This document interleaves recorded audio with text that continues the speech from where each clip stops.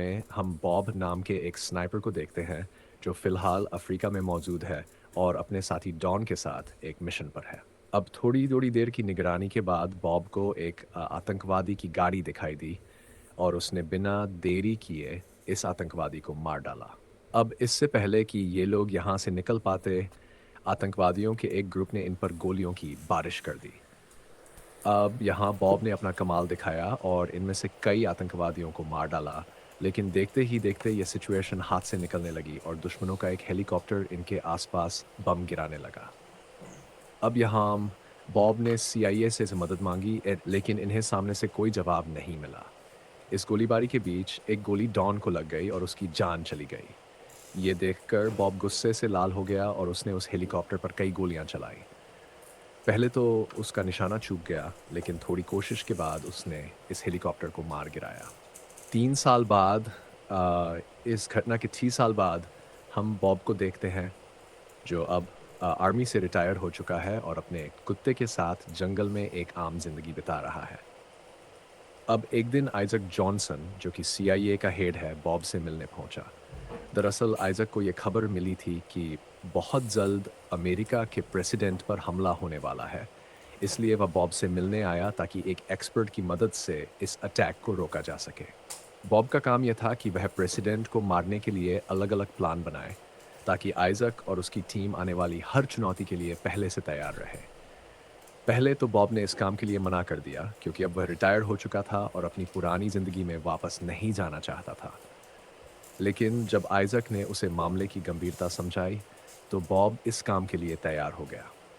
Isaac ने Bob को सारी जानकारी दी और उसे अगले हफ्ते वॉशिंगटन डीसी बुलाया।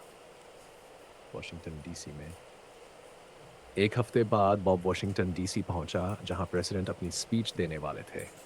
कई दिनों की रिसर्च के बाद बॉब ने आइज़ैक को बताया कि प्रेसिडेंट पर हमला फिलाडेल्फिया में होगा। आइज़ैक ने उसका शुक्रिया अदा किया और उसे प्रेसिडेंट की स्पीच वाले दिन भी आने को कहा।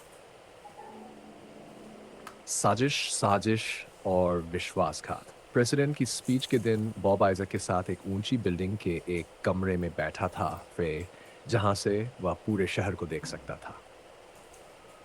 यहाँ उसकी मुलाकात माइकल सोर से हुई, जो कि आइज़ैक की टीम का हिस्सा था और प्रेसिडेंट की सिक्योरिटी में उसका एक मेजर रोल था। जैसे ही प्रेसिडेंट स्टेज पर पहुंचे, बॉब ने सभी को बताया कि यही हमला करने का सबसे सही मौका है। हमें प्रेसिडेंट को जल्द से जल्द स्टेज से नीचे उतारना चाहिए। लेकिन इससे पहले कि वह अपनी बात पूरी कर पाता, कमरे में मौजूद एक पुलिस वाले ने बॉब पर गोली चला दी। ठीक उसी वक्त एक अनजान स्नाइपर ने प्रेसिडेंट को शूट कर दिया। बॉब को फंसाया गया। बॉब ने खिड़की तोड़कर वहां से भागने की कोशिश की, लेकिन आइज़ैक की टीम ने पूरे कमरे को साफ कर दिया और वहां बॉब की स्नाइपर राइफल और उसके फिंगरप्रिंट छोड़ दिए। दूसरी तरफ निक नाम का एक एफबीआई अफिसर बॉब को रोकने की कोशिश करता है, लेकिन बॉब उसे आसानी से पछाड़ देता है और हथकड़ी लगाकर उसकी गाड़ी में बैठकर भाग जाता है। बॉब, मैंने प्रेसिडेंट को नहीं मारा है, मुझे फंसाया जा रहा है। लेकिन पुलिस से बचने के लिए बॉब को अपनी गाड़ी एक नदी में गिरानी पड़ती है और वहाँ की मदद से भाग निकलता है। सच्चाई की तलाश, मुनाम मननशेन। देश भर के न्यूज़ चैनल्स बॉब को प्रेसिडेंट का कातिल बताने लगते हैं।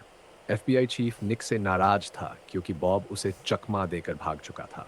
लेकिन जब निक ने सबूतों की जांच शुरू की, तो उसे शक होने लगा कि बॉब बेगुनाह हो सकता है। इस बीच बॉब सारा नाम की एक नर्स से मिलता है, जो असल में डॉन की विधवा पत्नी थी। पहले तो सारा उसे घर में घुसने नहीं देती, लेकिन जब बॉब उसे सच्चाई बताता है, तो वह उसकी मदद के लिए तैयार हो जाती है। सरकार ने तुम्हारे कुत्ते तक को मार दिया है। ये सुनकर बॉब को और भी गुस्सा आ जाता है और वह कसम खाता है कि अपना नाम साफ करके रहेगा।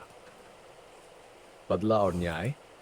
बॉब और निक मिलकर आइजक और माइकल सोर के खिलाफ सबूत इकट्ठा करने लगते हैं।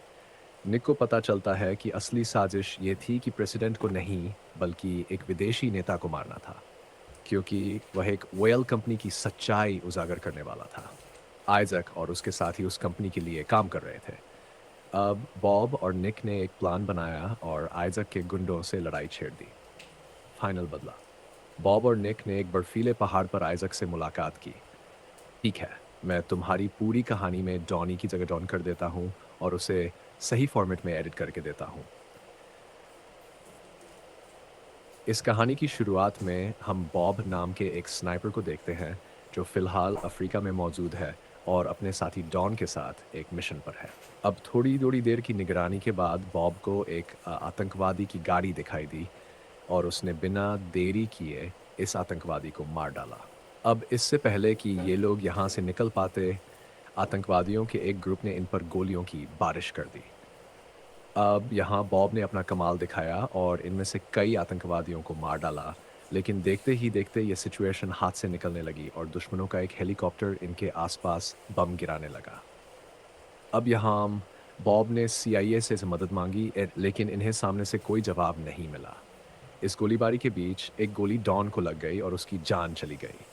ये देखकर बॉब गुस्से से लाल हो गया और उसने उस हेलीकॉप्टर पर कई गोलियां चलाई। पहले तो उसका निशाना चूक गया, लेकिन थोड़ी कोशिश के बाद उसने इस हेलीकॉप्टर को मार गिराया। 3 साल बाद इस घटना के 3 साल बाद हम बॉब को देखते हैं, जो अब आर्मी से रिटायर हो चुका है और अपने कुत्ते के साथ जंगल में एक आम ज़िंदगी बिता रहा है। अब एक दिन आइज़ैक जॉनसन, जो कि सीआईए का हेड है, बॉब से मिलने पहुंचा। दरअसल आइज़ैक को ये खबर मिली थी कि बहुत जल्द अमेरिका के प्रेसिडेंट पर हमला होने वाला है। इसलिए वह बॉब से मिलने आया ताकि एक एक्सपर्ट की मदद से इस अटैक को रोका जा सके। बॉब का काम यह था कि वह प्रेसिडेंट को मारने के लिए अलग-अलग प्लान बनाए, ताकि आइज़ैक और उसकी टीम आने वाली हर चुनौती के लिए पहले से तैयार रहे। पहले तो बॉब ने इस काम के लिए मना कर दिया, क्योंकि अब वह रिटायर हो चुका था और अपनी पुरानी ज़िंदगी में वापस नहीं जाना चाहता था। लेकिन जब आइज़ैक ने उसे मामले की गंभीरता समझाई, तो बॉब इस काम के लिए तैयार हो गया। आइज़ैक ने बॉब को सारी जानकारी दी और उसे अगले हफ्ते वॉशिंगटन डीसी बुलाया। वॉशिंगटन डीसी में 1 हफ्ते बाद बॉब वॉशिंगटन डीसी पहुंचा, जहां प्रेसिडेंट अपनी स्पीच देने वाले थे। कई दिनों की रिसर्च के बाद बॉब ने आइज़ैक को बताया कि प्रेसिडेंट पर हमला फिलाडेल्फिया में होगा। आइज़ैक ने उसका शुक्रिया अदा किया और उसे प्रेसिडेंट की स्पीच वाले दिन भी आने को कहा। साजिश, साजिश और विश्वासघात। प्रेसिडेंट की स्पीच के दिन बॉब आइज़ैक के साथ एक ऊंची बिल्डिंग के एक कमरे में बैठा था, जहां से वह पूरे शहर को देख सकता था। यहाँ उसकी मुलाकात माइकल सोर से हुई, जो कि आइज़ैक की टीम का हिस्सा था और प्रेसिडेंट की सिक्योरिटी में उसका एक मेजर रोल था। जैसे ही प्रेसिडेंट स्टेज पर पहुंचे, बॉब ने सभी को बताया कि यही हमला करने का सबसे सही मौका है। हमें प्रेसिडेंट को जल्द से जल्द स्टेज से नीचे उतारना चाहिए। लेकिन इससे पहले कि वह अपनी बात पूरी कर पाता, कमरे में मौजूद एक पुलिस वाले ने बॉब पर गोली चला दी। ठीक उसी वक्त एक अनजान स्नाइपर ने प्रेसिडेंट को शूट कर दिया। बॉब को फंसाया गया। बॉब ने खिड़की तोड़कर वहां से भागने की कोशिश की, लेकिन आइज़ैक की टीम ने पूरे कमरे को साफ कर दिया और वहां बॉब की स्नाइपर राइफल और उसके फिंगरप्रिंट छोड़ दिए।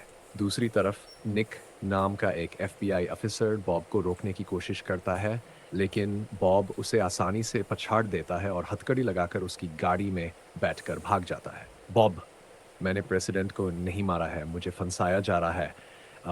लेकिन पुलिस से बचने के लिए बॉब को अपनी गाड़ी एक नदी में गिरानी पड़ती है और वहाँ की मदद से भाग निकलता है। सच्चाई की तलाश, मुनाम मननशेन।